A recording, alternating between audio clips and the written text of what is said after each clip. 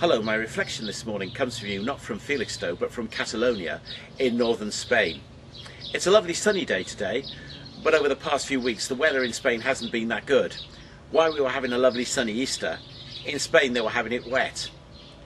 Not that the Spanish mind terribly, because a wet spring means that their crops come on, and it means that there's enough water for the coming summer, which is going to be quite dry.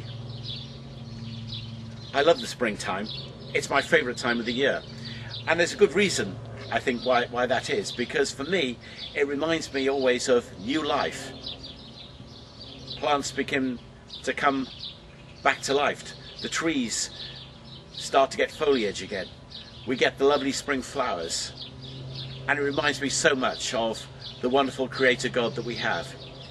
Here's what one of the Psalms says about the wonders of our Creator God. Lord, you've made so many things. How wisely you made them all. The earth is filled with your creatures. There is the ocean, large and wide, where countless creatures live, large and small alike. The ships sail on it, and in it plays Leviathan, that sea monster which you made. Now, in this very poetic way, the Bible gives us a picture of a God who's vast and powerful. That being the case, another psalm poses what seems to me to be the obvious question. God is asked this: when I consider the heavens, the work of your fingers, the moon and the stars which you've set in place, what's the human race that you're mindful of them? Human beings that you care for them? Human beings seem to be so irrelevant in the universe. We seem to be like small cogs in a vast machine.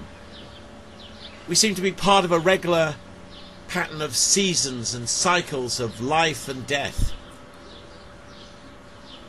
And it leads me to ask the question, well, is there more to life than this? However good or bad that it might be. And if there is a God, how can we know him? And how can we be known to him? The psalm that we just read helps us. This is what it says about God's attitude to the human race. You have made them a little lower than the angels, and crowned them with glory and honour.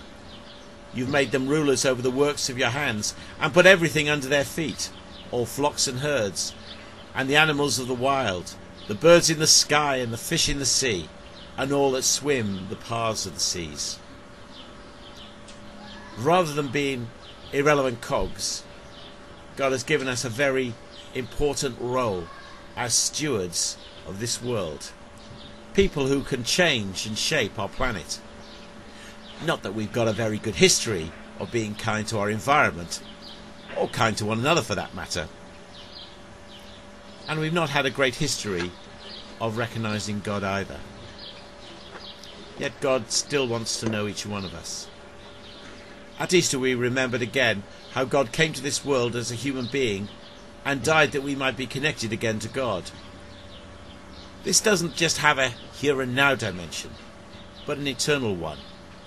Here's what Jesus said about himself. For God so loved the world that he gave his only Son, that whoever believes in him shall not perish, but have eternal life.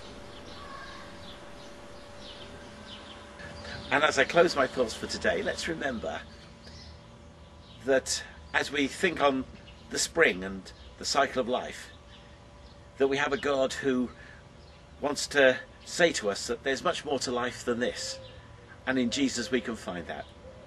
Thank you for listening to this, and God bless you.